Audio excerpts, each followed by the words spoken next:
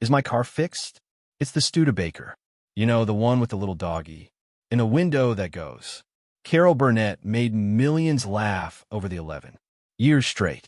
But in 1977 she did. Carol's Childhood. Something that made her whole crew cry. It aired once and broke viewership. Hearts. Critics called it brilliant. The awards poured in. But Carol never watched it again. Not once in 47 years. She said it was too real. The sketch hit so close to home that she could not bear seeing herself in it. What made America's Funniest Woman refuse to face her performance? Carol Burnett was born in San Antonio on April 26, 1933, Texas. Her life from the very beginning was surrounded by pain. Her parents were, both being alcoholics, did not take care of her. Her dad worked at a movie theater, but he couldn't hold a job for long. Her mother drank just as much and wasn't emotionally there. Both would, who later died because of alcohol-related illness. By the time Carol was a mere toddler, something with which she was already familiar was what it felt like. Would not like to be unwanted. The people meant to. Bottles over the woman he loved most. Bedtime stories. It was a lonely, the unpredictable world, and Carol learned that. Early on, that laughter would be her protection from breaking. When her parents fully, Carol was taken away when her parents gave up on raising her. Brought up by her maternal grandmother, Mabel White. They moved from Texas in 1940 and moved to Hollywood, but there was no red carpet waiting. They lived in a pungy room in some dingy boarding, a house isolated, surrounded by other broken souls, addicts, mentally ill tenants, people clutching a spark of hope and starvation on welfare. Carol Waisu survived on $20 a week, barely enough for food, let alone a dream. But Mabel gave Carol what she had never had. Unconditional love. Poor, yes, but she was finally safe. In the middle of that chaos, Carol invented an escape. She had an imaginary twin sister named Karen. Karen was everything Carol wasn't: confident, beautiful, always smiling. And Carol made her so real that even the other tenants believed she was a strange old lady, a witch existed. She'd run up the fire escape, change clothes, change her hair, and reappear as Karen, charming and playful. Then minutes later, she'd return as Carol. The fact that these adults, many, with not much of them holding on to themselves, believes that it says a lot about both Carol's acting skill and how much everyone in that house needed something joyful to believe in. But some escapes, some were more real than others. On Saturday, Carol and her grandmother would go to the movies.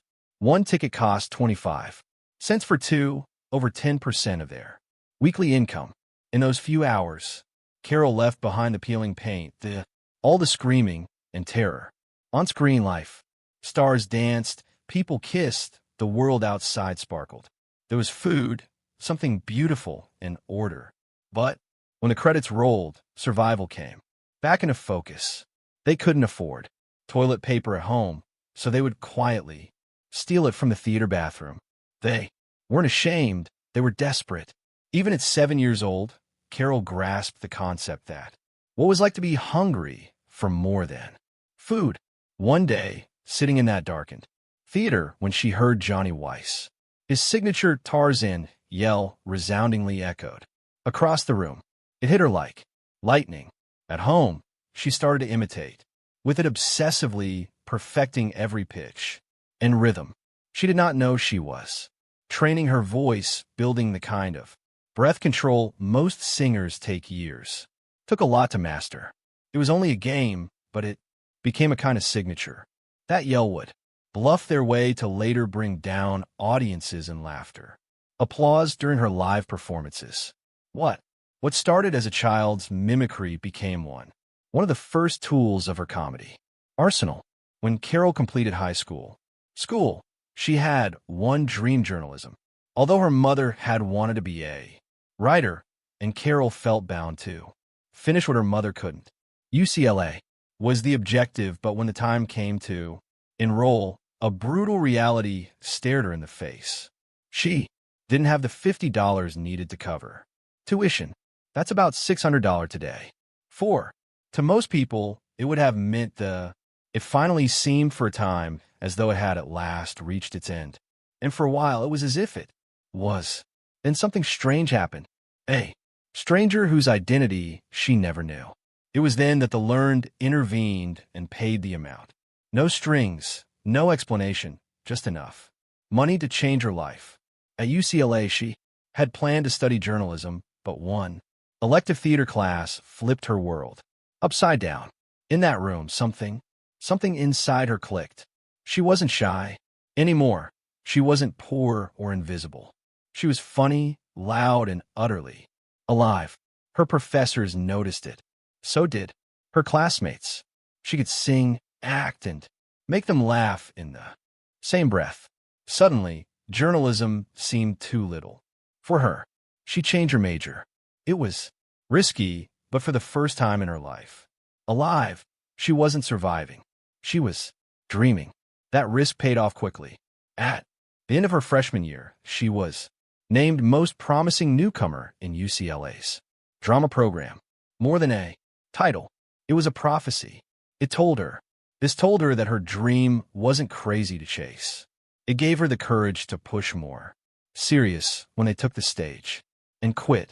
While apologies are called for by seeking other things than just survival, open doors, giving her better roles in school plays, and by mentors who were able to see that she was different from all the rest.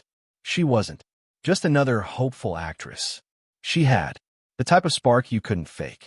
Carol Burnett was only a junior in college.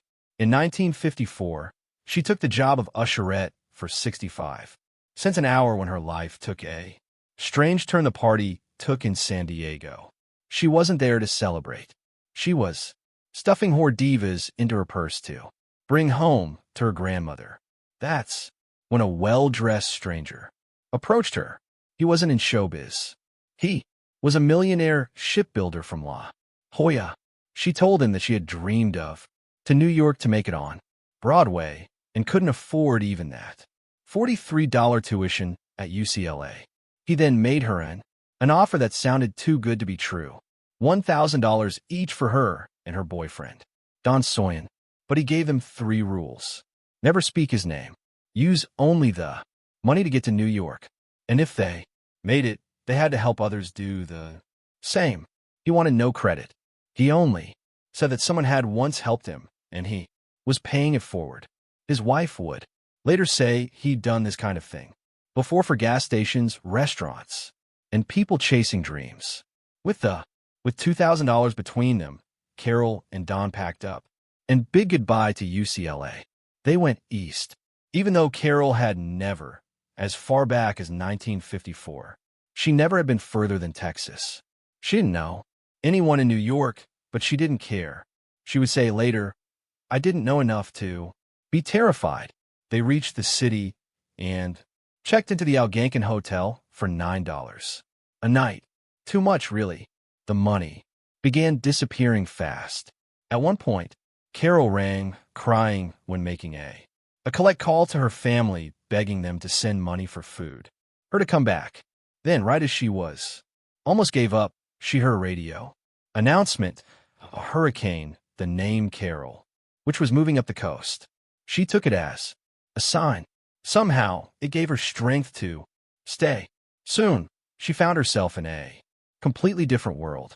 The rehearsal club. It was an old boarding house for young women trying to break into the arts.